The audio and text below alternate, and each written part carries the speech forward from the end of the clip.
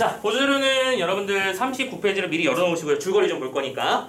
그리고 이 작품의 전체 줄거리를 통해서 하고 싶은 얘기가 무엇인지 핵심 맥락을 드러내는데, 참고로 이 작품에는 인물이 좀 다양하게 등장을 합니다. 앞에서 봤던 작품들은 어쨌든 나라고 하는 중심인물의 포커스를 맞춘 상태에서 잘 따라가는 게 관건이었다면 이 작품에서는 작품의 전개 양상 속에서 각 인물들이 어떤 일들을 겪고 어떤 갈등을 겪는지를 구분해서 이해해 주시는 것이 좀 중요하다라고 생각을 하고요. 자, 일단 제목이 불모지예요, 여러분들. 불모지가 무슨 뜻입니까? 풀 한 폭이 나지 않는 땅이라는 뜻이죠. 오케이? 망해버린 땅을 말하는 겁니다. 근데 이때 이 최노인의 집을 배경으로 이 작품의 이 극작품이 이루어지는데, 참고로 저는 선생님이 이제 십자가를 그어놓고 표를 이렇게 대비시켜 놓은 거 보이시죠? 이 구조만 완벽하게 이해되면 그렇게 막 복잡한 작품까지 아닐 거라고 생각이 돼서 일단 그림으로 하나 그려보고 선생님이 스토리를 읽으면서 같이 따라가 드릴게요. 그리고 하나 더, 이 작품은 어쨌든 극이잖아. 그리고 극 문학을 준비하는 우리들의 입장에서는 어쨌든 간에 극문학으로서의 특징을 출제의 요소로, 출제의 대상으로 삼을 수밖에 없는 게 당연하다는 걸 알고 있지. 특히 이 작품 같은 경우에는 이 무대 설정상 특징이 굉장히 중요한 요소로 등장을 할 겁니다. 왜냐? 지금 이 최노인이 살고 있는 건 옛날 구식 기와집이에요. 근데 이 기와집이라는 공간이 주변에 들어서는 높은 신식 건물로 인해서 계속 그림자지고 어두워지고 그런 상태가 있거든요. 그렇기 때문에, 그러니까 이쪽은 말하자면은 쇠락해가고 있는 구세대적 가치를 말하는 거고, 이쪽은 타인에 대해서 배려 따위는 1도 안 하지, 그치? 옆집에서 그림을 치든 말든 중요한 건 내 뷰잖아. 오케이? 그래서 뭔가 득세를 해가고 있는 신문물을 상징하는 것이다. 그리고 이때 득세해가는 신문물에 대해서 대응하는 인물들의 태도를 볼 건데, 작품의 제목이 또 불모지인 게 또 여기서 드러나는 거야. 결론적으로 이 집안은 난장판이 돼요. 결국에는 그러니까 이 신문물에 적응하지 못한 인물들의 파멸적인 말로를 통해서 이 뭐랄까 전후 사회의 어떤 냉혹하고 냉철한 삶의 모습을 그린 작품, 이렇게 이해해 주시면 되는 거야. 오케이? 참고로 배경은 전후 상황입니다.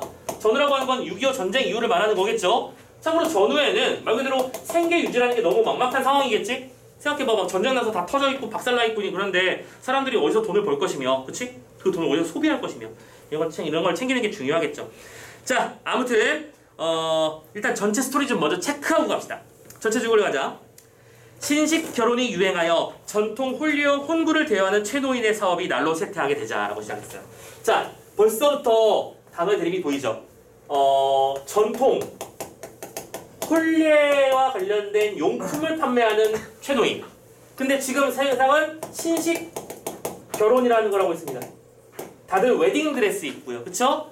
인생에 한 번뿐이면 웨딩드레스 한번 입어보고 싶은 거고 턱시도 한번 입어보고 싶은 거 아니겠어? 그치? 많은 사람들의 축하 속에서 그 웨딩 마치를 올려보고 싶은 거 아니겠어? 근데 그 웨딩 마치나 웨딩 드레스나 그 웨딩이라고 하는 모든 산업이 다 서양 문물이잖아. 그죠?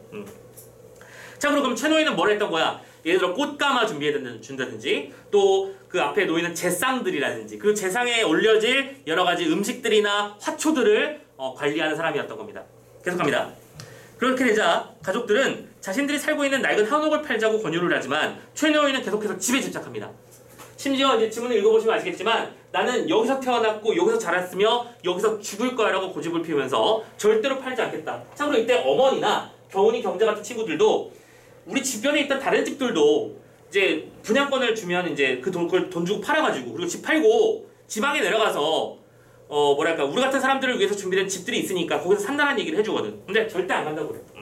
계속 이때 실업 상태인 큰아들 경수. 자, 얘는 실업 상태입니다. 그리고 참고로 장남이라면 일반적으로는 집안의 생계를 책임지는 역할을 하는 게 대다수죠. 근데 그냥 실업입니다. 그리고 또 배우의 꿈을 꾸는 큰딸 경혜, 이 둘은 모두 은근히 최노인을 원망하면서 집을 팔자고 종용하죠. 자, 어디서 봤던 작품이랑 되게 비슷하지 않냐? 여러분들 유치진의 소라는 작품 기억나요? 이거 기억나야 돼요. 이것도 기출에 자주 나오는 작품이니까. 거기서도 한 농촌을 배경으로 소 한 마리가 있는데, 아버지는 그 소를 자신의 자랑거리라고 생각해. 오케이? 자신의 역사라고 생각하고, 자신의 희망이라고 생각하고, 자신의 자존심이라고 생각해. 근데 아들내미 둘은, 한 놈은 자신의 결혼을 위해서, 한 놈은 자신의 출세를 위해서 이걸 팔아서 돈을 달라. 그럼 내가 꼭 성공해서 갚겠다. 갚겠다는 아니고 하여튼 집안을 이렇게 세우겠다 이렇게 말하지만 결국에는 그거 안 하거든. 지금 구조가 되게 비슷하죠? 유시진의 소라는 극작품이랑 연결시켜 주셔야 됩니다. 기출에 많이 나온 작품이니까 낯설면 안 되고요. 자, 아무튼 그래서 이제 이 둘은 자신들의 뜻을 펼치려면, 얘도 창업을 하고 싶은데, 그치? 사업을 하고 싶은데 돈이 없고, 얘는 영화배우를 꿈꾸려는데 뭐 매니저도 붙어야 되고 이것저것 어시스트를 좀 해줘야 뜰 수 있는 거 아니야. 근데 그런 게 없잖아. 그래서 계속 원망만 하고 있는 중입니다. 자, 그러다가 가족들의 성화와 큰아들의 방황을 보다 못한 최노인은 심경의 변화를 일으켜 집을 새 놓기로 하죠. 참고로 근데 이때 중요한 일이 벌어지는 거야. 지금 이거는 집을 파는 게 아니라요, 세를 넣는 겁니다. 참고로 세를 뭐로 넣냐면 나름대로 최노인도 신문물을 받아들이려는 인정을 하는 거야.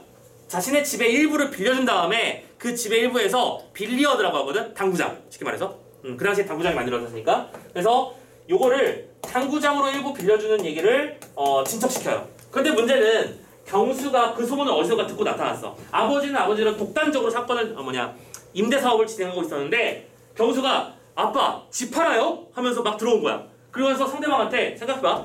예를 들어 1억짜리 집이 있어? 그럼 1억짜리 집을 전세를 놓는데 그것도 전세를 다 놓는 게 아니고 절반만 놓는다고 쳐? 그럼 아마 4,5천만 원 정도에 빌려주겠지, 그치? 예상치인데. 근데 경수의 입장에서는 1억짜리 집을 4천에 판다고 생각한 거야. 열받지? 그래가지고 그 복덕방 아저씨를 겁나게 갈구고 막 욕을 해요. 근데 문제는 그 복덕방 아저씨가 최노의 친구이면서 굉장히 지역의 유지이기도 했던 거야. 오케이? 그래서 그 결과 경수의 남발로 최노인은 자신이 추진했던 그 당구장 임대 사업조차 못하게 돼버리는 거죠. 오케이? 계속 갑니다. 그래서 집을 파는 것으로 오해한 큰아들이 이를 막으려고 했고 너무 싸게 파니까 최노인은 큰아들이 집을 팔지 않고 세를 놓는 것에 대해서 불만을 표시한 것으로 또 오해를 해서 또 갈등을 일으키게 되는 과정에서 결국엔 집안이 분위기가 엉망진창이 되고 마지막으로 모든 불화의 원인이 돈에 있다고 생각한 큰아들은 권총 강도를 계획해요. 하지만 결론적으로 당연히 잡혔고요. 체포되어 영장 발부돼서 잡혀갔고요. 또 그 와중에 경애는 매일 이런 얘기, 자기네 입으로는 이런 얘기를 하거든. 나 좀 있으면 뜰 거야. 지금 나 계속해서 심사 보고 있고 사진 테스트하고 있고 막 이런 얘기를 하다가 어느 날 갑자기 자살을 해요. 실은 사기를 당했던 거거든, 프로듀서한테. 그래서 이런 인물들이 결론적으로 전부 다 뭘로 향해 간다? 파멸로 향해 간다. 오케이?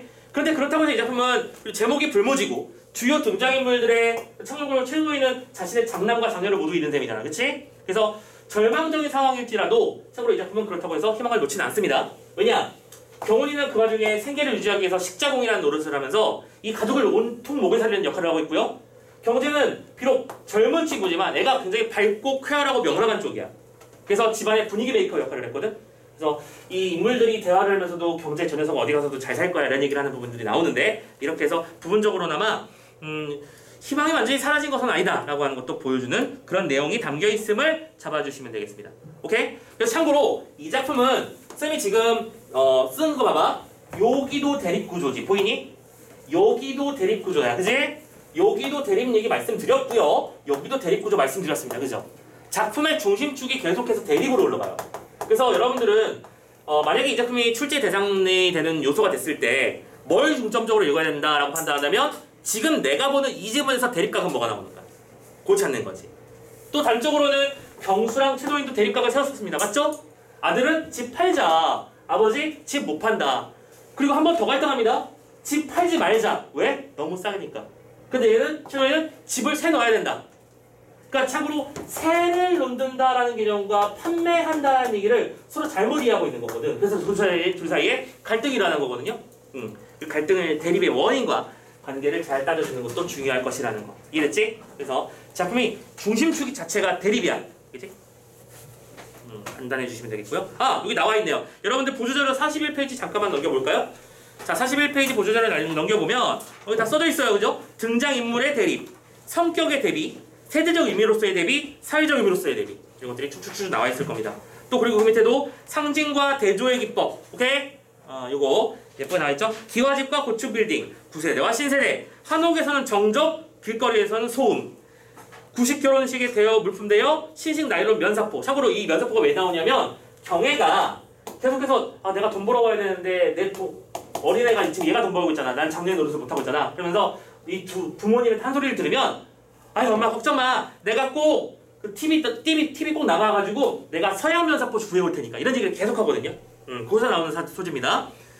그리고 마지막으로 이 집 어디 갔어? 기와집은 상대적으로 주변 신식 건물의 높이에 가로막혀서 어둡고 습한 반면에 이쪽은 밝고 환하게 묘사된다는 것도 알아두셨으면 좋겠습니다.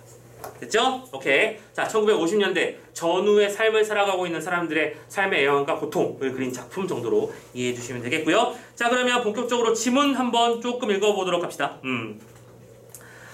자, 보조자료를 읽으셔도 되고요. 그냥 습득 지문 따라오셔도 됩니다. 상관없어요. 어느 쪽이든. 자, 가자. 최노인 대사부터 시작하고 있죠. 사실이야, 이 빌어먹을 것들. 저 무슨 집들이 저 따위가 있어. 게다가 저것들 등살에 우리 1년 12달 햇볕 구경이라고 못하게 됐잖아. 당신도 알겠지만 옛날에 우리 집이 어디 이랬어? 경훈이는 웃으면 자, 경훈이가 누군지 기억하시죠? 오케이. 에이, 아버지도 세상이 밤낮으로 변해가는 시대인데요. 변하는 것도 좋고 둔갑하는 것도 상관하지만 이 사람들이 염치가 있어야 말이지. 옆집을 이렇게 가리면서 고층 빌딩을 짓는다고 화를 내죠. 왜요? 책가놈들이 돈을 벌었으면 벌었지 왜 장한 사람들 보라듯이 저 따위로 층층이 쌓아올릴 줄만 알고 이웃이 어떻게 피해를 입고 있는 걸 모르더니 말이다. 그리고 얘들아, 상식 하나만 얘기해 줄게요. 여러분들 가끔 네이버나 뭐 이렇게 뉴스를 보다 보면 아파트가 겹쳐있는 아파트 본 적 있니? 서로 이렇게 손 뻗으면 상대편 베란다를 잡을 수 있을 만큼 가까이 지어지는 아파트 본 적 있을 거야. 솔직히 말도 안 되는 거잖아, 그치? 여러분들 일반적으로 주거지역은 일조권이라고 하는 권이 보장돼 있어서 예를 들어 집이 이렇게 있으면 햇볕이 고도를 계산해서 이 높이 이상은 건물을 못 올리게 제한을 해놔. 요 집에도 이 빛이 들어와야 되는 거니까. 이해됐지? 그래서 일조권을 위해서 높이를 제한하고, 참고로 여러분들 그래서 고층 빌딩이 점점 좁아지는 거는 여러 가지 이유가 있지만 이런 식으로 짓는 것도 그런 이유가 있다는 거. 그래서 큰 높은 아파트 옆에 좀 약간 낮은 아파트를 짓는 것도 저 일조권 때문이야. 그래서 이렇게 짓는데, 참고로 이렇게 바짝 붙여지는 건 뭐냐면 그 구역 자체가 주거지역이 아니어서 그래요. 보통 준공업지역이라도 하고 뭐 2종, 뭐 3종 이렇게 구분이 있는데 선생님이 그렇게 전문적인 건 모르겠고, 여러분 나중에 그것도 알아보셔야 돼. 집 살 때 맨날 직방에 올라오는 예쁜 집안 사진, 그리고 막 이케아 스타일로 꾸며진 멋진 그 디자인만 보고 현혹되면 안 돼요. 오케이? 특히 집을 직접적으로 사게 되는 경우에는 내가 아파트를 지었는데 다음 달부터 여기서 아파트가 막 지어지기 시작했어. 망한 거죠? 큰 손해 받겠죠 지금? 이 집값은 떨어질 거잖아, 분명히. 태양은 이쪽에서 뜨는데 이쪽 맞은편에서 집을 짓고 있다고 생각해봐. 그리고 또 이 집도 또 그 옆에서 집을 지어. 근데 이게 왜 가능한 거냐면 이 지역이 준공업지역이거나 상업지역인 경우에는 이런 일조권 제약이 없어요. 오케이? 근데 그 지역에도 아파트를 지을 수 있거든. 왜냐? 상대적으로 더 쌀 거 아니야. 그래서 그런 식으로 팔아먹는 시공사들이 좀 있으니까 집을 구하거나 이렇게 어떤 결정적인 임무를 할 때는 되게 심사숙고해서 천천히 알아보고 결정하셔야 됩니다. 오케이? 물론 일반적으로 아파트를 샀는데 내 눈앞에 딱 지어지는 경우가 많지는 않은 경우지만 어쨌든 벌어지지 말라는 것도 없으니까. 그렇죠? 오늘 뉴스 그거 나오더라고. 지난번에 그 광주 아파트 붕괴 사고 있었지? 오케이? 전면적으로 다시 짓기로 했다죠? 그러면 좀 7년이잖아. 생각해봐. 지금 그 아파트에 청약돼서 들어갔던 사람들은 그럼 7년 동안 아무것도 못해. 그치? 그 집을 사기 위해서 돈을 들여놨잖아. 이제 좀 있으면 들어갈 거잖아. 돈도 다 빌렸어. 근데 심지어 그 사람들은 그 상태에서 집을 하나 더 구한다? 불가능해요. 왜죠? 그 사람 현대산업개발에서 돈을 줄 리는 없잖아. 그치? 그러면 이 사람들이 이거 가지고 집을 지어야 되는 거니까. 그럼 이 사람들은 어쨌든 1주택자야. 집을 하나 더 구하는 순간 2주택자가 되겠죠. 난장판입니다. 그렇죠? 그리고 그 옆에 있는 상인들도 엉망진창이라고 얘기를 하고요. 아파트 하나가 들어서면 그로 인해서 발생되는 어떤 그 소비 상권이라는 거 만들어지는 게 분명히 있으니까 그걸 기대하고 들어왔는데 다 아작났잖아요. 대충 7년 예상 한다고 하는데 사람 마음을 진짜 모르는 겁니다. 항상 조심조심 하시고, 적어도 그런 천지지변은 어떻게 할 수 없더라도 차분하게 내 앞길을 선택함에 있어서는 좀 막 선택하지 말아달라고 얘기를 해드리고 싶어요. 좀 신중하게 천천히 살펴보면서 위험 요소는 없는지 고민하시고요. 참고로 근데 100% 안전한 거 없는 건 알고 있죠? 그건 어쩔 수 없습니다. 자, 아무튼 간에 다시 얘기 들어가자. 최노인이 화단을 가리키면서 막 화를 내죠. 아니 저기 보라고 화초며 고추모가 도저히 자라질 않는단 말이야. 하면서 마지막에 이런 말을 하죠. 이러다간 땅에서 풀도 안 나는 세상이 될 게다. 말세야 말세라고 말하고 있죠. 오케이? 실제로 우리는 대부분의 도로에다 콘크리트라는 걸 깔아버립니다. 그죠? 대부분의 흙들은 지금 콘크리트 밑에 묻혀있는 상태죠. 쉽게 화초가 안 나는 상태. 그러다가 경제가 제복을 차려입고 책을 나서면서 책을 들고 나서다가 듣죠. 경제가 아까 말씀드렸잖아. 왜 제복일까? 그 당시에는 그 교복이라는 게 분명히 존재했거든. 여러분들 그 옛날 스타일의 그 민소매가 난다. 이거 뭐라고 하지? 민무늬 셔츠라고 해야 되나? 아무튼 간에 그 고유의 고등학교 교복이 있어요. 자, 막 웃으면서 들어옵니다. 나 아버지도 이놈아 뭐 이렇게 웃어? 지금 세상에 남의 집 고추발을 넘어다 보면서 집을 짓는 사람이 어딨어요? 뭔 소리야? 다른 사람을 배려해서 짓는 사람은 없다 이거지. 옛날에 안 그랬다고. 옛날 일이 있어 지금 와서 무슨 소용이 있었어요. 오늘이 오늘이지. 하면서 갑자기 연사용례를 내죠. 역사는 강처럼 쉴 새 없이 흐르고 인생은 뜬구름처럼 변화무쌍하다는 이 엄연한 사실을, 이 역사적인 사실을 똑바로 볼 줄 아는 사람만이 자신의 운명을 개척할 수 있다는 사실을 최소한도로 아셔야 할 것입니다. 하면서 아버지한테 장난을 치면서 동시에 아버지 이제 인식을 바꾸셔야 합니다 라고 하는 것을 어필하고 있는 중이죠. 자, 이런 식으로 얘기가 나오고 있는 중이야. 자, 나머지는 한번 쭉쭉 읽어보시고요. 쭉쭉 읽어보시고 어디로 가시냐면, 자, 마지막 장면, 그러니까 마지막 페이지로 가볼까요? 36페이지. 아까 선생님이 말씀드렸던 부분이 여기 있어서 좀 잠깐 체크하고 넘어가겠습니다.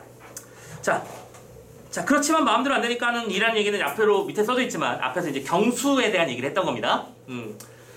취직을 하고 싶어도 쉽지가 않아. 그죠? 경쟁률을 맨날 뭐 몇백 대를 몇천 대를 가는 건 일도 아니고요.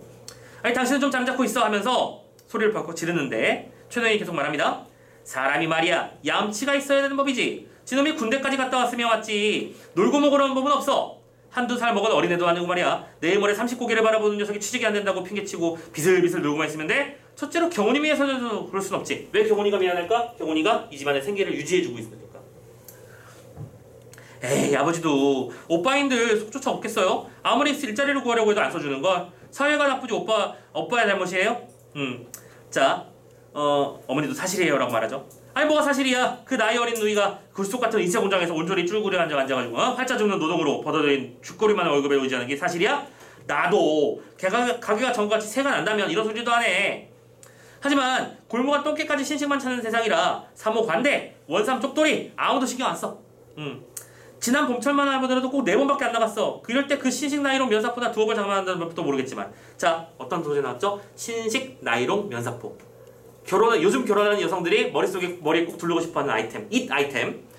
그러자 경혜가 뭐라죠? 아빠 좀만 기다리세요. 제가 최신식 미제 면사포 사올게요. 왜? 나는 성공할 테니까요. 이런 확신이 그때까지 있었던 거죠. 그래서 아까 말씀드렸던 이 미제 면사포라는 소재와 방금 위에서 뭐라고 했었죠? 3호 관대나 원삼 쪽돌이라는 소재, 두 개가 소재의 대립이 이루어지는 거 보이시죠? 바로 보였죠? 체크, 화살표 그려주시고, 이런 식으로 이렇게 작품 속에서 대립가는 각이 뭐뭐가 있는지만 체크해 주시면 됩니다.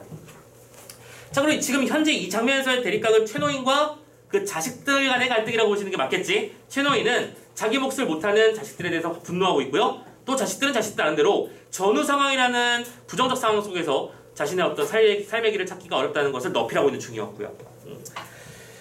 자, 오케이. 여기까지 해서 불모제의 전체적인 내용 한번 살펴봤고요. 뒤쪽에 38페이지 이후에는 참고로 무대 설명부터 시작해서 전체적인 이야기가 어떻게 쫙 시작되는지 인트로 부분부터 나와 있는 걸 일부러 실어서 가져왔습니다. 꼭 한번 체크 삼아 읽어주세요. 오케이? 참고로 그 무대 설명도 부분도 보시면 이렇게 세팅되어 있는 얘기들이 나와 있을 겁니다. 그쵸?